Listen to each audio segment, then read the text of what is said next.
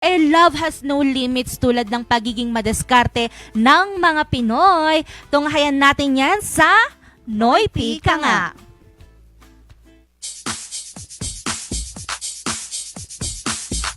Sa panahon kung kailan pa iba-iba ang klima ng bansa, lumalaganap ang iba't ibang karamdaman sa katawan. Malala man ito o seasonal lang. Dito naman lumalabas ang pagiging madiskarte at malikhain ng mga Pilipino, lalo na sa mga supplement, pagkain o inumin na pwedeng pangontra sa mga sakit. Bilang isang mapanuring mamimili, mas nanaisin pa rin natin ang paggamit ng mga natural na pamamaraan ng gamutan kaysa sa artipisyal at synthetic.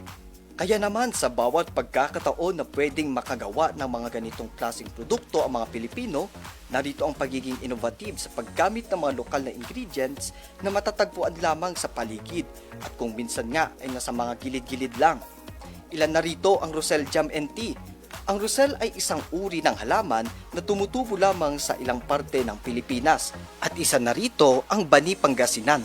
Kasama ito sa hibiscus family at namumulaklak na puti na may light red color sa dulo ng kada petals na nagiging buong deep red naman pag nag-mature.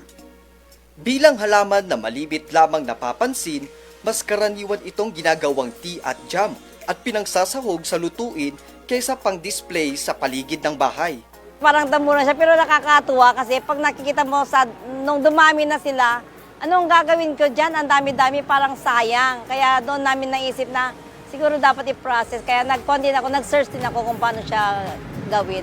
Kinakailangan nila Charlene ang mga pananim sa kanilang farm, kaya nakita nila ang potensyal ng Roselle at naisipan nila itong gawing Roselle Jam. 2023 pa. Kasi nga may mga product na kinakailangan namin na expose na galing sa aming mga farm.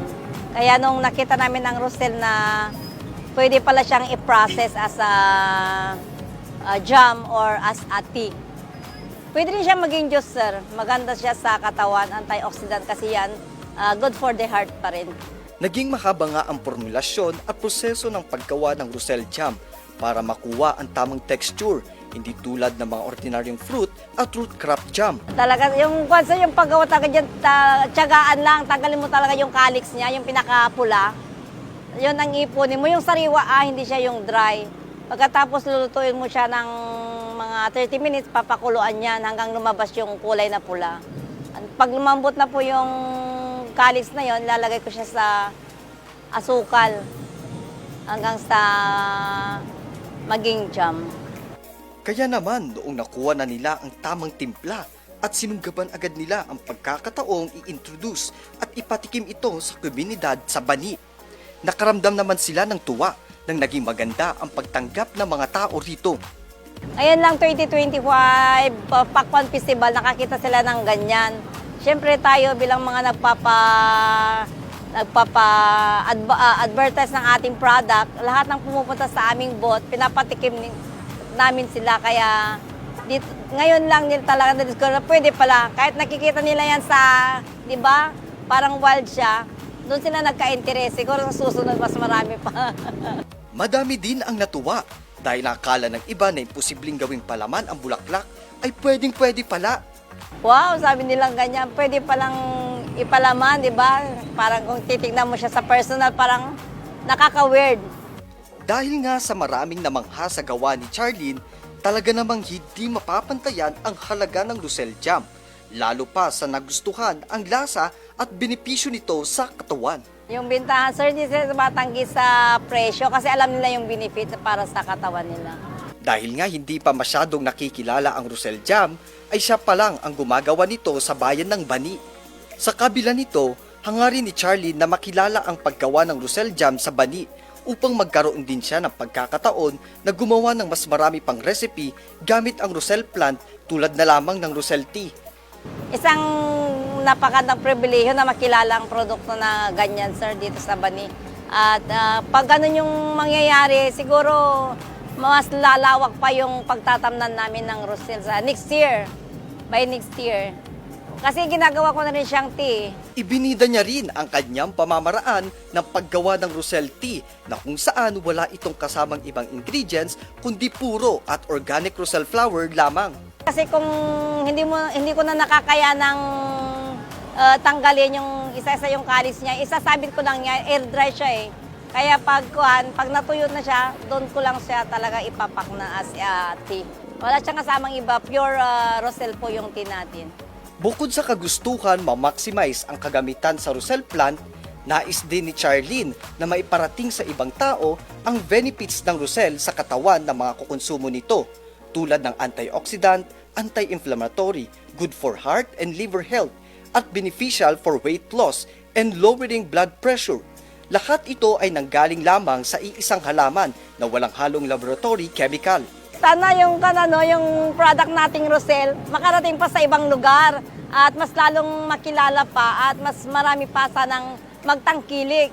Kasi lahat na ngayon, yung mga panahon ngayon, nagdidepende tayo sa synthetic drugs.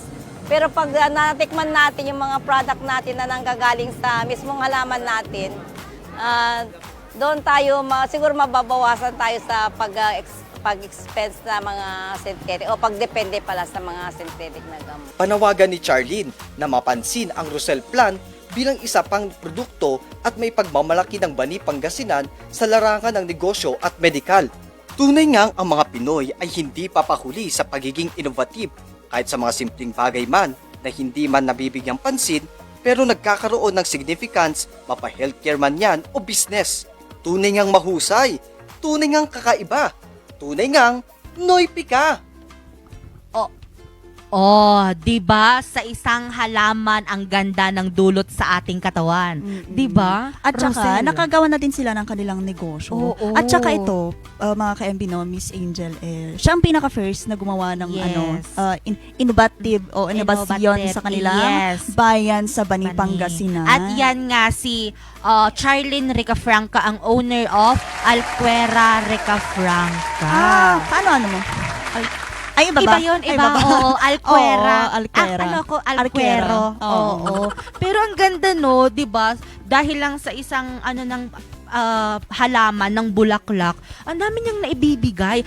Ginawa nilang jam, tea, o malay mo sa susunod na araw pa marami pang innovation ang maiisip. Oo, pwede ng na siyang owner. maging ulam.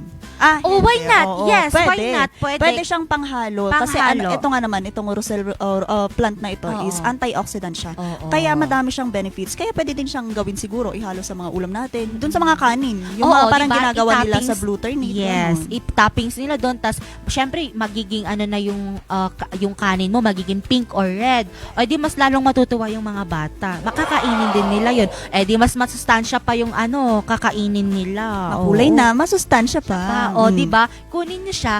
Di ba? Parang ang ganda mo dun sa na yun. Sa mo na yun na. Pwede ka ng pang commercial. Tiki-tiki. Tiki-tiki.